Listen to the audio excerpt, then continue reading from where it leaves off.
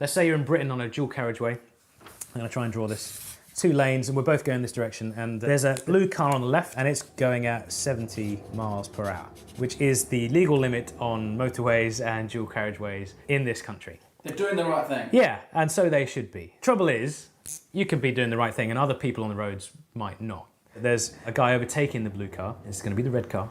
It's always the red car. It's always the red car, and he's going faster. In fact, I'm going to draw him in at the moment he overtakes, and he's going, I'm sure it's happened to me in the blue car, I hasten to add.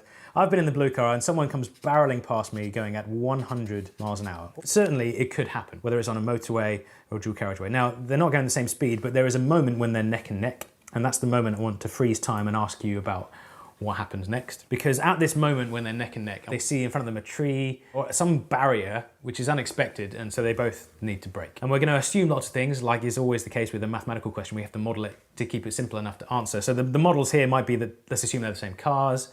Let's assume reaction times are not part of this. We could add those things in later if we want to complicate the model. Let's assume they both slam on the brakes at the same time and they brake at the same rate. And by the time he gets there, the blue car is sort of just stopped in time. So that's the blue car, who's got smaller apparently as he approached.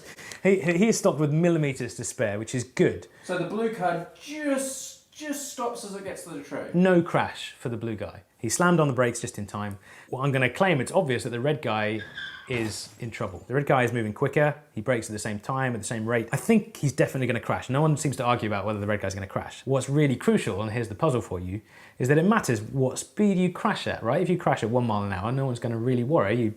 If you crash at 1,000 miles an hour, you're in trouble. Now, he's not going to crash at 1,000 miles an hour. He's going to crash slower because he started braking. But at what speed does he hit the tree? And that's the puzzle.